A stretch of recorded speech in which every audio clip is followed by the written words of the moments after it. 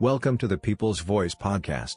Don't forget to subscribe to our YouTube channel at Animation Liberate for Organize to watch more of our videos to learn from the life of the common people, the challenges they face and how they manage to overcome them.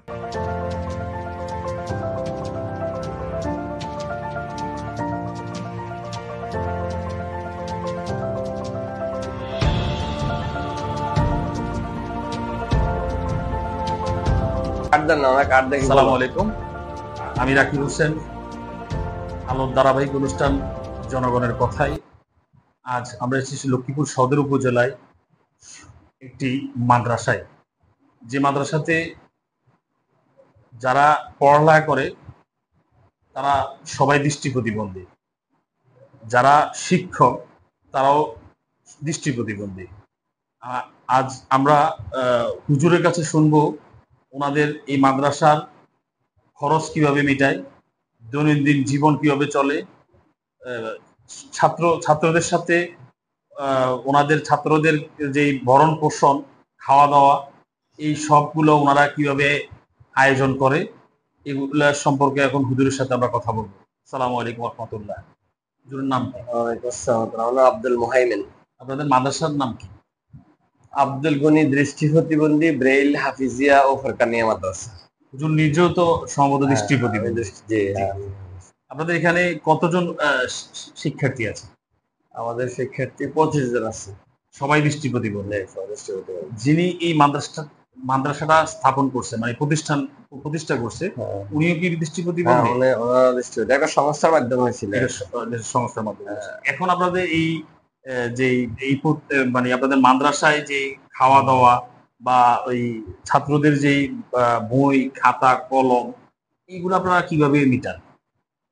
এখন বর্তমানে আসলে আমাদের প্রতিষ্ঠানটা একটা managing committee, এলাকা ভিত্তিক আমাদের এই সমাজের বিভিন্ন পর্যায়ে শিক্ষিত এবং সামাজিক ব্যক্তি বিশেষের সমন্বয়, বিশেষ করে তুমসর ইসলামিয়া কামিল মাদ্রাসার স্বনামধন্য প্রিন্সিপাল আল্লামা হারুলাল মাদানী সাহেবের সভাপতিত্বে একটা সুদক্ষ কার্যকরী কমিটি রয়েছে। কমিটির তত্ত্বাবধানে ছাত্রদের সার্বিক খরচ, লেখাপড়া, খাওয়া দাওয়া, থাকা খাওয়া সম্পূর্ণ প্রতিষ্ঠান বহন করে।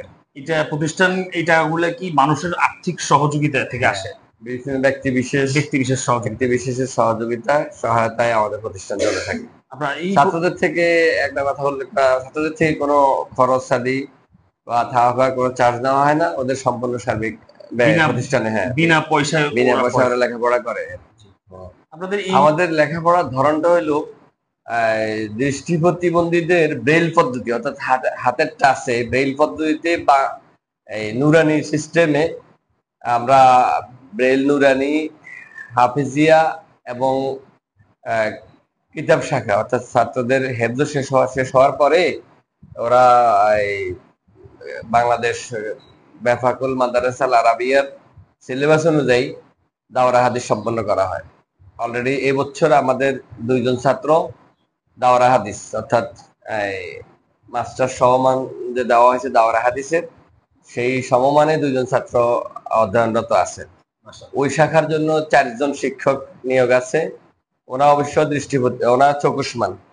আর ব্রেইল শাখায় আমি আসলে নিজেও দৃষ্টি প্রতিবন্ধী, এবং হেফজ শাখায় উনিও হাফেজ সাহেব আছেন, উনিও চকুষ্মান। বাকি আর আমাদের স্টাফদের মধ্যে আমাদের ছাত্রদের খাওয়া দাওয়া ম্যানেজমেন্ট করা, পাকশাক করা, এই জন্য আছে একজন নিয়োজিত।